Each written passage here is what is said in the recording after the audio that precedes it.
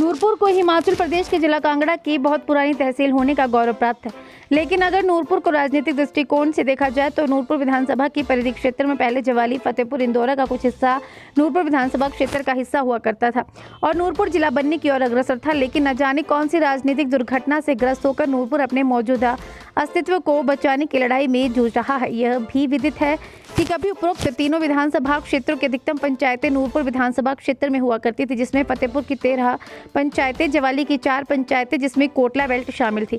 जहां एक तरफ नूरपुर को जिले का गौरव प्राप्त होना था, लेकिन अब तो नूरपुर का नूर कहीं दूर डूबता दिखाई दे रहा है। अब तो नूरपुर के क्षेत्र अधिकतर कार्यालय भी अन्य विधानसभा क्षेत्रों में स्थानांतरित कर दिए गए। उन्होंने जोर देकर कहा कि इस सब का मुख्य कारण नूरपुर में राजनीतिक नेताओं की पकड़ कमजोर पड़ रही है। वहीं प्रदेश प्रवक्ता सुदर्शन शर्मा ने कहा कि जब तक नूरपुर पर राजनीतिक दृष्टि से स्वर्गीय श्री सत महाजन का ब्रह्म हस्त रहा, मजाल की नूरपुर के किसी पटवार सर्कल पर भी किसी ने कुदृष्टि से देखा हो।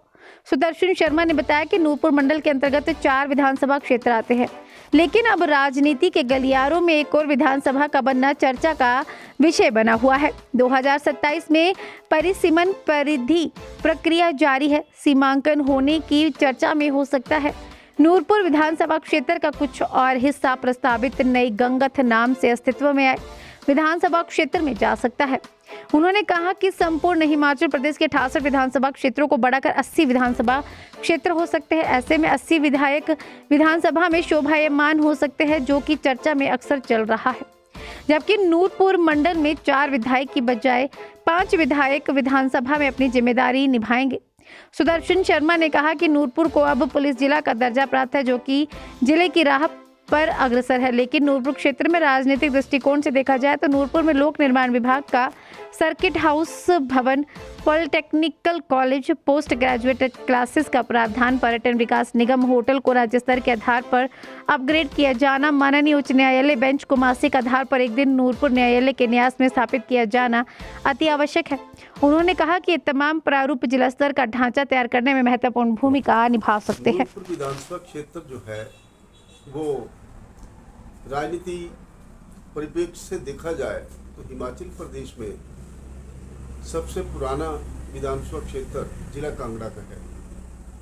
इसमें कोई समय था हमारे यहाँ से कामरेड रामचंद्र जी नूरपुर का नेतृत्व करते थे। उसके उपरांत करतार सिंह पठानिया जी वो उन्होंने नेतृत्व किया। उसके बाद फील्ड मार्शल सत महाजन जी ने नूरपुर का नेतृत्व किया। उसके बाद हमारे यहाँ से पूर्व में रहे विधायक रंजीत सिंह बख्शी और हमारे यहाँ से पूर्व में रहे वन मंत्री राकेश पठानिया जी और उनके उपरांत हमारे यहाँ से अजय महाजन जी पूर्व विधायक और अब मौजूदा रणवीर सिंह निक्का जी जो कि भाजपा पार्टी से बिलोंग करते हैं। मैं ये इस परिप्रेक्ष्य को इसलिए बखान कर रहा हूँ कि नूरपुर विधानसभा क्षेत्र काफ़ी लंबा क्षेत्र रहा, दायरा काफ़ी बड़ा रहा, लेकिन कांट छांट होते होते होते आज नूरपुर विधानसभा क्षेत्र से 4 विधानसभा क्षेत्र और बन चुके हैं। होना तो ये चाहिए था। जी सर, जरूर।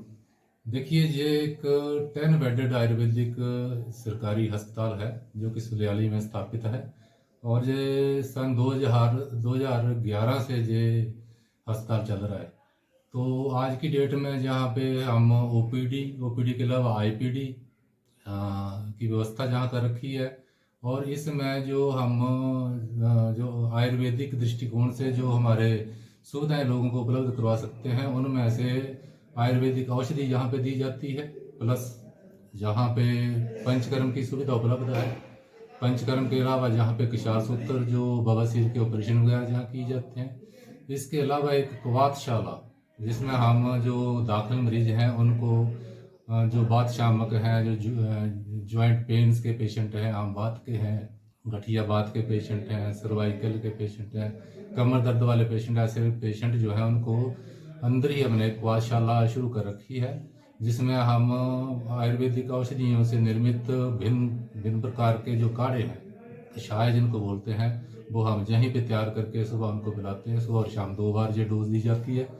इसके अलावा पंचकर्म जो है विशेष तौर पे इसमें डिटॉक्सिफिकेशन बॉडी की जाती है, जिसमें विशेष करके जो हमारे स्किन डिसऑर्डर्स हैं तो उनके लिए हम बमन और विरेचन ये व्यवस्था करते हैं। बमन में जैसे हम रोगी को इंटरनल ऑलिएशन के बाद एक्सटर्नल ऑलिएशन करके उसकी मसाज स्टीम करके उसका बमन करवाते हैं। बमन मतलब उल्टी करवाते हैं, जिससे अंदर का दोष बाहर आ जाता है। और विरेचन जो है उसमें हम पित्त को निकालने के लिए ये वाला प्रोसीजर करते हैं। स्किन के डिसऑर्डर में बहुत ही फायदेमंद है। इसके अलावा जो गैस्ट्रिक के पेशेंट हैं, अम्ल पित्त के पेशेंट हैं, सिर दर्द के पेशेंट हैं, इस तरह से कई तरह के जो असाध्य रोग हैं उनमें हम ये लोग जो विरेचन कर्म करते हैं, जिसमें कि हमारा जो दोष है वो गुद मार्ग से लूज मोशन लगते हैं पेशेंट को, जिससे सफाई आती है।